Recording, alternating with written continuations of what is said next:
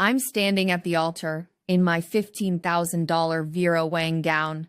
200 guests are watching me. My hands are shaking. Derek is smiling at me like he's won the lottery. Behind me, my sister Lily adjusts her maid of honor dress. The officiant just asked for our vows. I reach for the microphone. Derek thinks I'm about to cry happy tears. His mother, Patricia, sits in the front row, dabbing her eyes with a handkerchief. My parents are holding hands. The videographer has 3 cameras running. The DJ is ready to play our song. Before I say my vows, I begin. I want to share something with everyone here. Derek's smile freezes. Just a little. I see it. I pull out my phone. I tap the screen. The giant projector behind us flickers to life. The screen is 10 feet tall. Everyone can see it perfectly. The first image appears. It's Derek and Lily. They're hissing. In a hotel room. The timestamp says 6 months ago. Someone gasps. The sound echoes through the ballroom. The images start scrolling. Security footage from the Marriott downtown. Lily walking into Derek's room. Text messages flash across the screen. Can't wait to see you tonight, baby. Maya's working late again. Your sister has no idea. My mother screams. It's a sound I've never heard her make before. Derek lunges for the laptop controlling the projector. Too late. The video keeps playing. Hotel receipts, weekend trips to Napa, the cabin in Tahoe. Every lie. Every betrayal. 3 minutes of evidence playing in crystal clear 4K. Lily tries to run. My cousin blocks the aisle. The final slide appears. It's an ultrasound photo. 8 weeks pregnant. Lily's name at the top. Congratulations. I say into the microphone. My voice doesn't shake anymore. You two are having a baby, but you're not having this wedding. The room explodes. But let me back up and tell you how we got here. 3 years ago, I met Derek Morrison at a legal conference in San Francisco. I was 25, junior associate at Shannon Partners, working 80-hour weeks. My father's firm. The pressure to succeed was crushing me. Derek walked up to me at the hotel bar. Confident, charming, marketing executive for a tech startup. He had this smile that made you feel like the only person in the room. You look like you need a drink that's not wine, he said. He was right. I was drowning in networking conversations. We talked until 3 in the morning. He told me about growing up in Connecticut, private schools, his mother's expectations. We had that in common. We started dating 2 weeks later. Long distance at first. He lived in San Jose. I was in San Francisco. But he drove up every weekend, brought me coffee at my office, left notes on my car.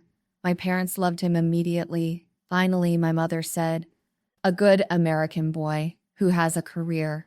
My sister Lily was 21 then, still in college. She came home for Thanksgiving that first year. Derek was there. I watched her watching him. Something in her eyes made my stomach tight. She whispered to me while we were setting the table, "You're so lucky." I laughed it off. Lily always competed with me. For grades, for attention, for our parents' approval. I was the perfect daughter. Straight A's, law school, partnership track. She was the wild child. Parties, dropped classes, always disappointing dad. Derek proposed after 2 years. Valentine's Day, he rented out the restaurant where we had our first date. Rose petals everywhere. A string quartet. The ring was perfect. Princess cut diamond, 2 carats. He got down on one knee.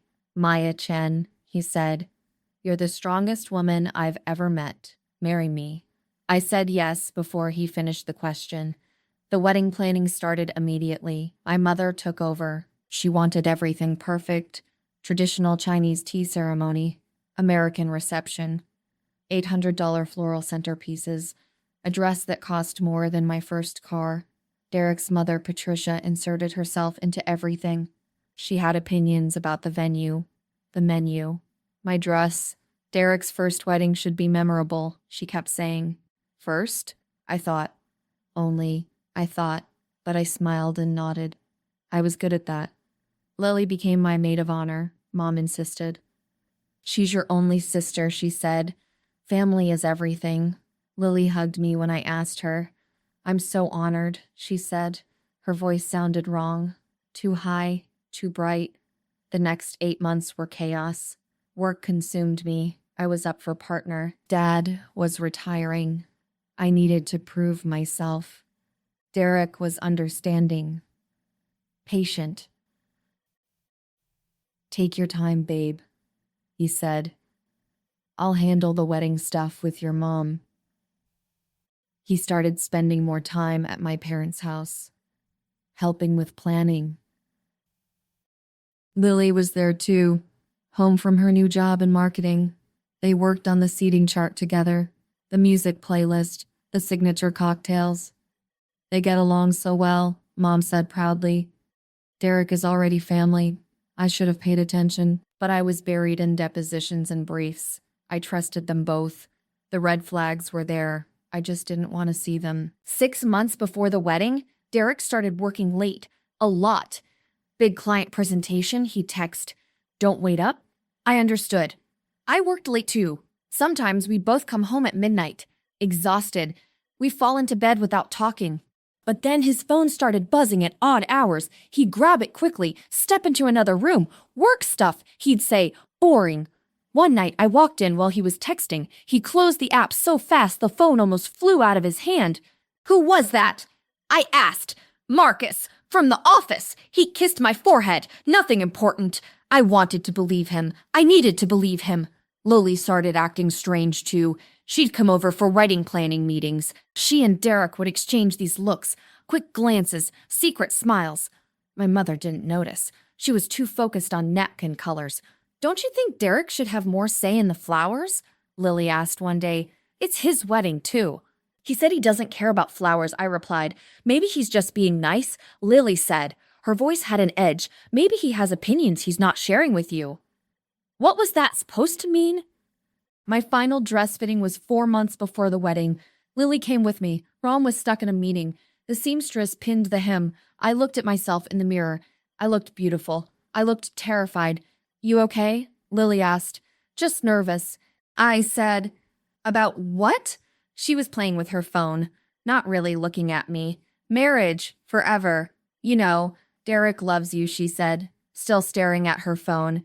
"He tells me all the time." He tells her. When? How often were they talking? "What do you mean?" I asked. Oh, she looked up. Her face went pale for a second.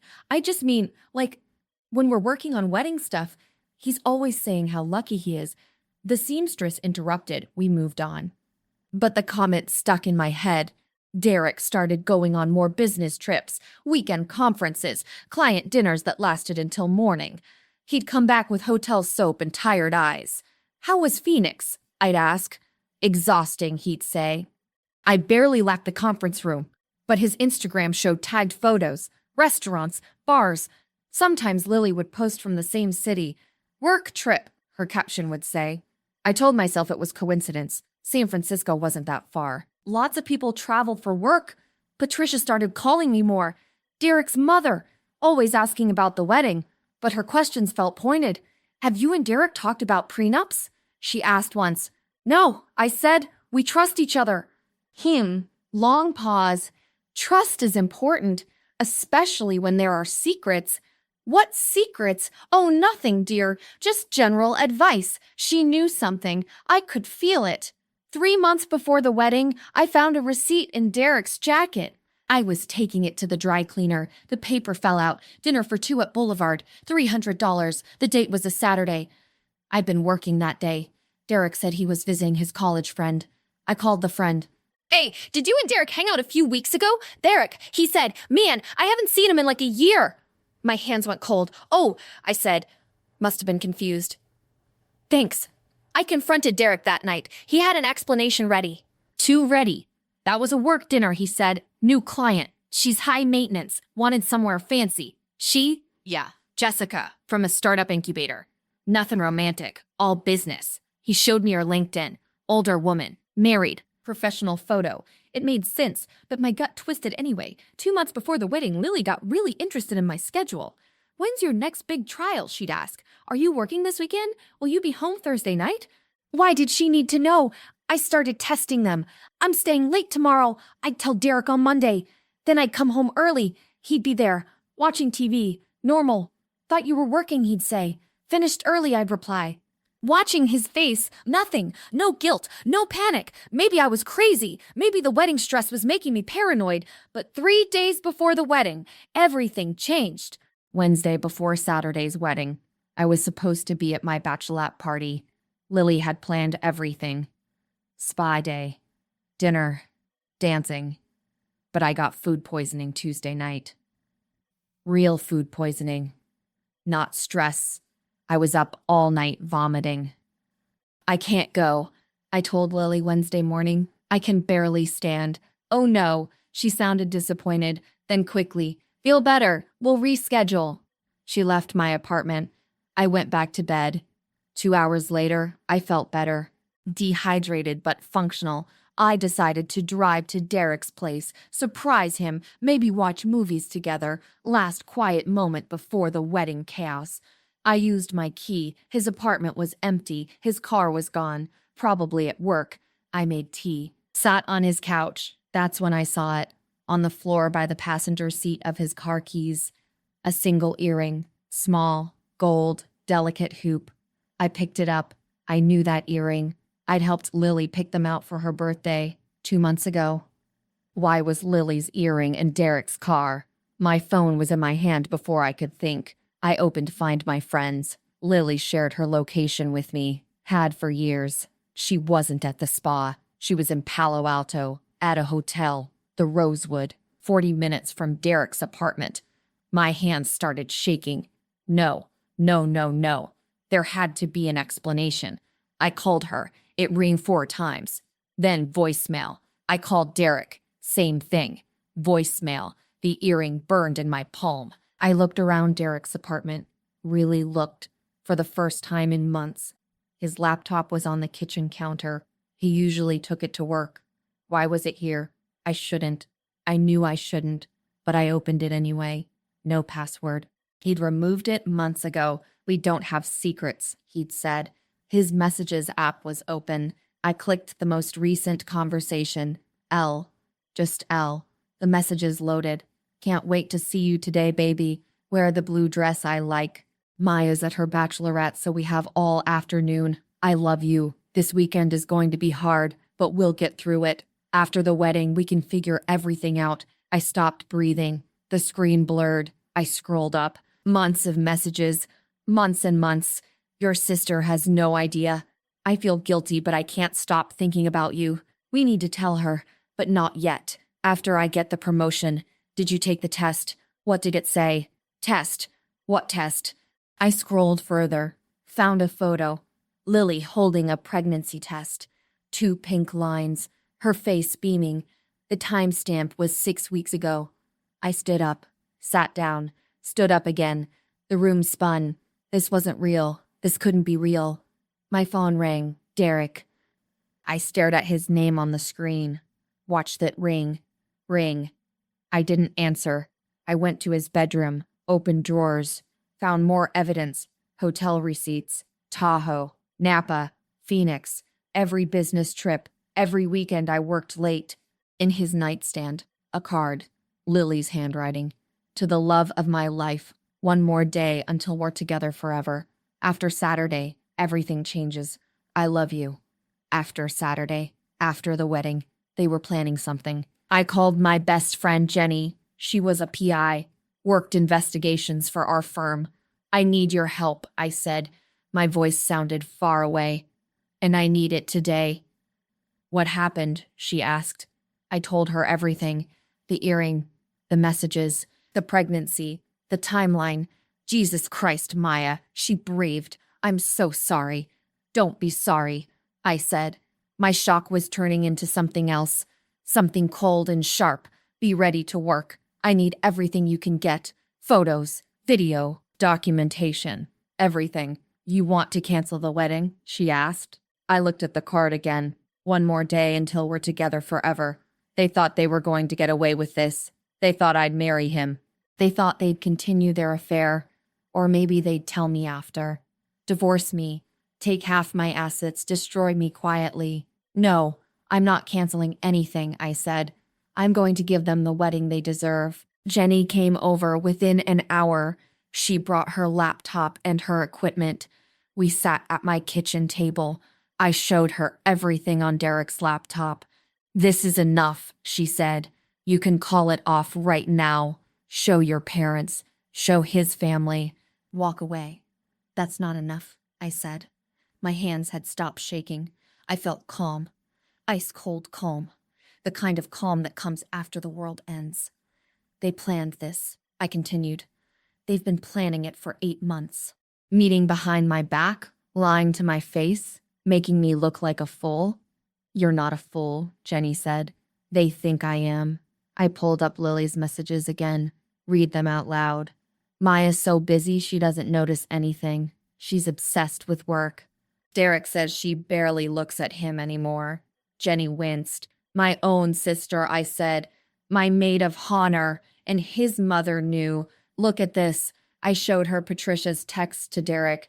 Make sure Maya doesn't suspect. Just a few more days. Then you can be with Lily properly. We'll handle the divorce quietly. They had a whole plan. Marry me, establish legal rights to my assets, then divorce. Patricia was probably hoping Derek would get half my partnership shares. What do you want me to do? Jenny asked. Get me everything, I said. Video surveillance from every hotel. Photos, more messages, call records, financial records. I want to know every lie, every trip, every dollar he spent on her. That's going to take time, she said. You have 2 days, I said. Maya, 2 days, Jenny. Please, she nodded. She started making calls. While she worked, I called my lawyer. Not my dad. A different one. Specialist in family law. I need to know my options, I said. I explained the situation. Don't marry him, she said, immediately. Walk away now. You haven't signed anything legal yet. What if I do marry him? I asked. Why would you do that? Just answer the question. She sighed. If you marry him knowing about the affair, you might have trouble claiming fraud later. But if you can prove he concealed information that would have affected your decision, like a secret child, you might have grounds for annulment. What about Lily? I asked. Can I do anything to her? She's not your fiancé. No legal relationship. But if they used your money or resources to conduct the affair, you might have civil claims. Alienation of affection laws don't exist in California anymore, though. What about publicly exposing them? Legally? Long pause. If everything you say is true and you can prove it, truth is an absolute defense against defamation. You can tell anyone anything as long as it's factual. At my wedding, I said, in front of 200 people. That's dramatic, she said, but not illegal, though I'd advise against it. Think about your reputation, your family. This will be messy. It's already messy, I said. I'm just making sure everyone else sees it too. Next, I called Derek's boss. I'd met him twice. Nice guy. Family man. Hi, Mark, I said. This is Maya Chen, Derek's fiancé. Maya, congrats on the wedding. This Saturday, right? About that, I said. I need to tell you something. It's about company policy. I explained Derek's relationship with Lily, how she worked in marketing too, not at his company, but for a competitor. How they'd been sharing information, meeting during work hours, using company travel for personal affairs. Jesus, Mark said. Are you sure? I have documentation, I said. I'll send it over.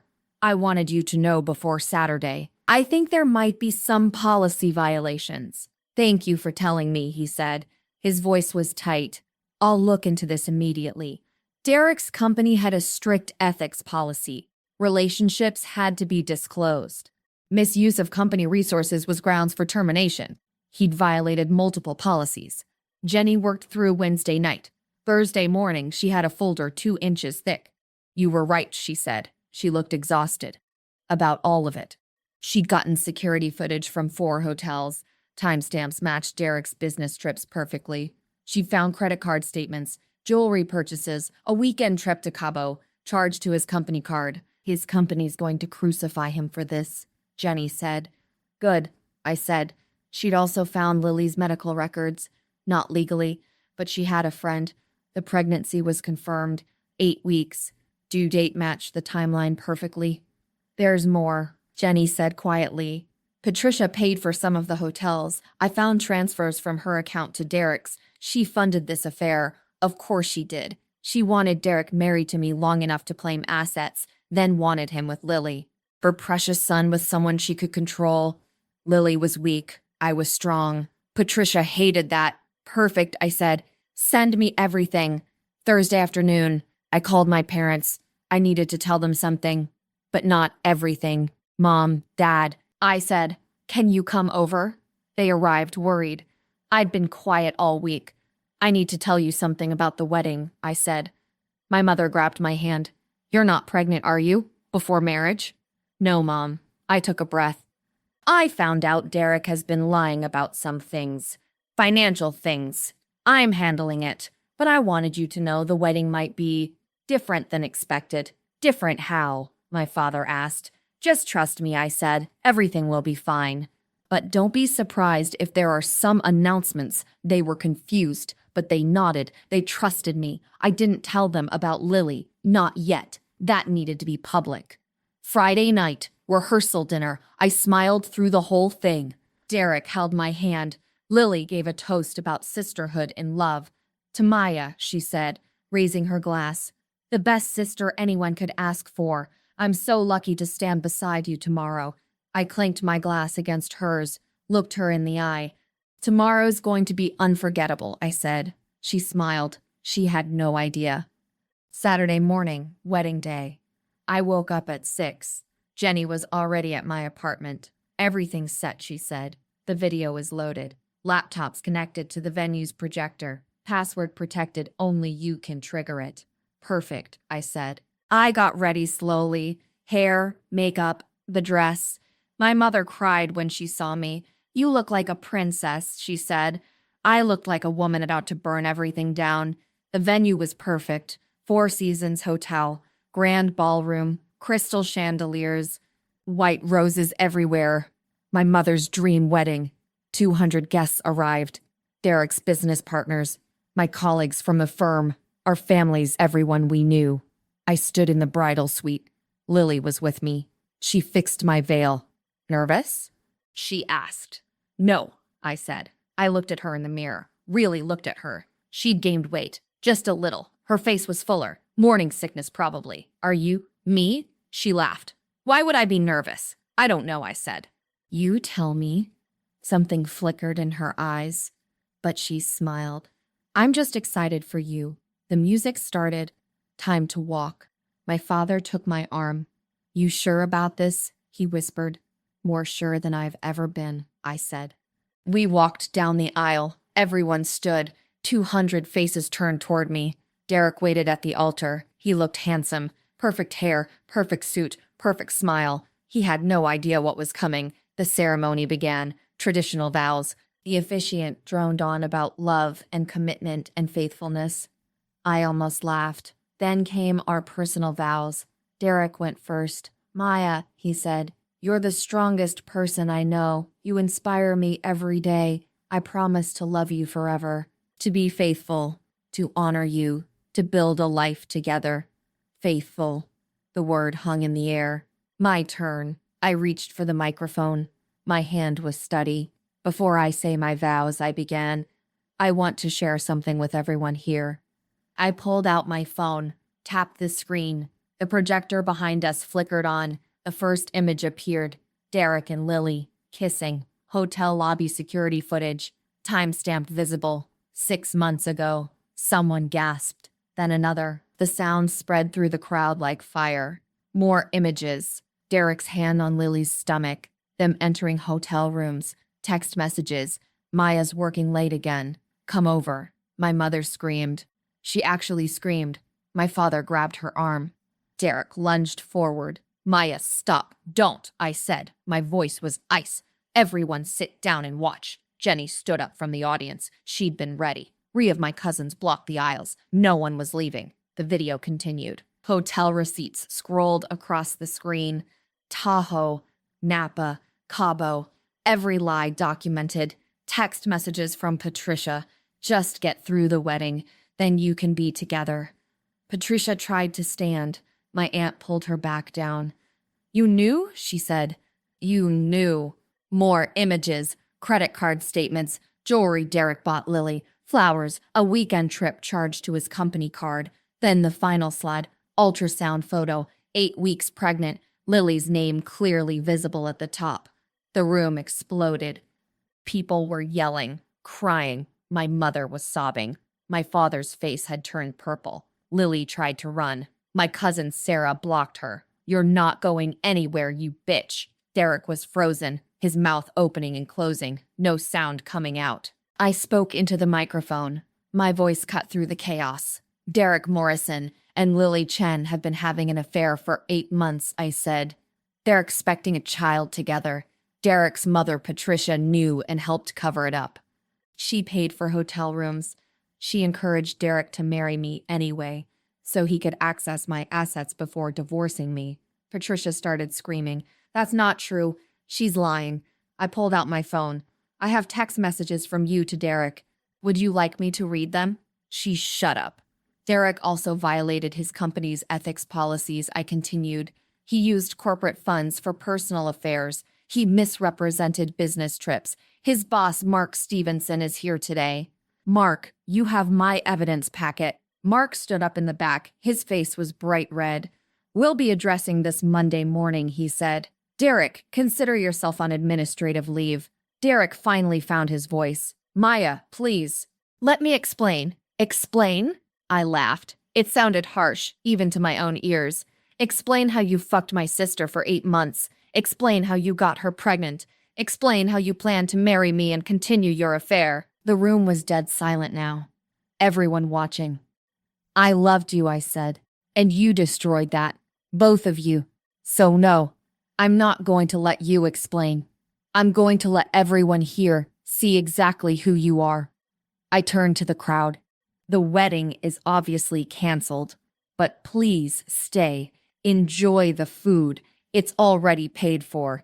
$80,000. Derek, that's coming out of your bank account. I've already filed a lawsuit for fraud and emotional damages. My lawyer stood up, waved a folder. Papers will be served Monday. I looked at Lily. She was crying, mascara running down her face. You wanted him so bad, I said. You got him. Good luck with that. I give it 6 months before he cheats on you too. I turned to my parents. My mother was still sobbing. My father looked broken. I'm sorry, I said to them. I know this isn't what you wanted, but they did this, not me. I started walking down the aisle. The crowd parted. No one said anything. At the door, I turned back. Derek was still standing at the altar, frozen, destroyed. Oh, I said, one more thing. The prenup you didn't want? You're going to wish we'd signed one, because now you're getting nothing. Absolutely nothing. I walked out. The ballroom erupted behind me, yelling, crying, chaos. I didn't look back. The video went viral within hours. Someone recorded it on their phone, posted it to TikTok.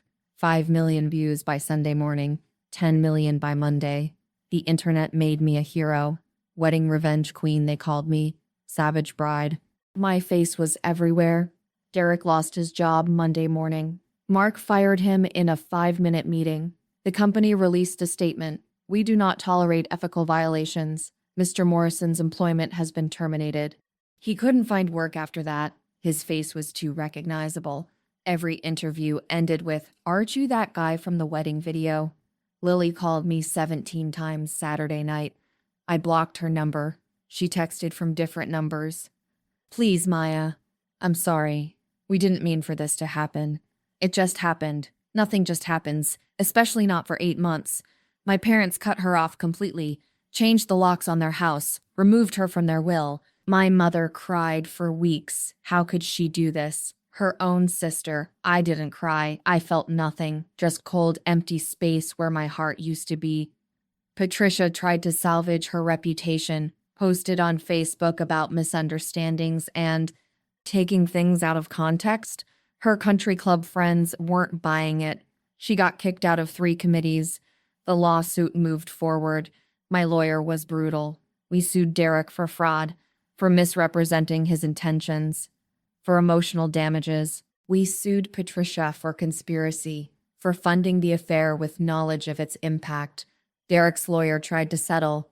They can't afford what you're asking. Then they'll pay what they can, I said, and keep paying. We settled 6 months later.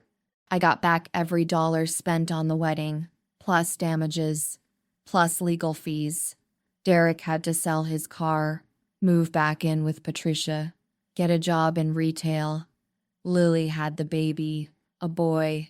She posted one photo on Instagram, private account. Someone sent it to me. She looked exhausted, scared, alone. Derek left her 2 months after the baby was born. Couldn't handle the pressure, couldn't handle being poor, couldn't handle real life. Told you I'd give it 6 months. I was generous. The firm made me partner 8 months after the wedding. My father was proud. You handled everything with dignity, he said. I didn't feel dignified. I felt like a survivor. I started dating someone new a year later. James, attorney from a different firm. He knew my story. Everyone knew my story. Does it bother you? I asked him on our 3rd date. Dating the wedding revenge queen? He laughed. Are you kidding? It's hot. You didn't take any shit. You stood up for yourself. I destroyed their lives, I said. They destroyed yours first, he said. You just hit back harder. Fair point. I saw Lily once, 2 years after the wedding, in a grocery store. She was pushing a stroller. The baby was 2. Crying, binge, fold. Crying, she looked tired. 20 pounds heavier, hair unwashed. She saw me, started to say something, stopped. I walked past her, didn't say a word. What was there to say? She made her choice. She lived with it. I'm 31 now. 3 years after the wedding that never was. I'm engaged again. Different man, different life. James proposed last month. Small, intimate proposal. No cameras, no drama. You sure you want to do this again? He joked. With you? I said. Absolutely. This time feels different. This time feels real. People still recognize me sometimes. Aren't you that girl from the wedding video? I smile. That's me. You're a legend, they say. Maybe. Or maybe I'm just someone who refused to be a victim. Derek reached out last year. Email from a new address. I'm sorry for everything. I was stupid, selfish. You deserved better. I didn't respond. What would I say? Thanks for the apology 3 years too late. His words don't matter anymore. Nothing he says can change what happened. But here's what I learned. Trust your gut. Always. When something feels wrong, it probably is. Don't ignore red flags because you want to believe in someone. And if someone betrays you, don't just walk away quietly. Make sure they understand exactly what they lost. Make sure everyone understands exactly who they are. Some people call that revenge. I call it justice. My wedding to James is next spring. Small ceremony, 50 people, no maid of honor, no dramatic vows, just us, promising to love each other, to be honest, to never become the people who hurt me. I'm not afraid of marriage anymore. I'm just more careful about who I marry. And if anyone asks if I'm worried about history repeating itself, I tell them the truth. Last time I trusted too much. This time I verify everything. Last time I was young and naive. This time I'm older and wiser. Last time I believed love was enough. This time I know love needs to be backed up with honesty, with respect, with loyalty. Derek and Lily taught me that lesson the hard way. But I learned it well.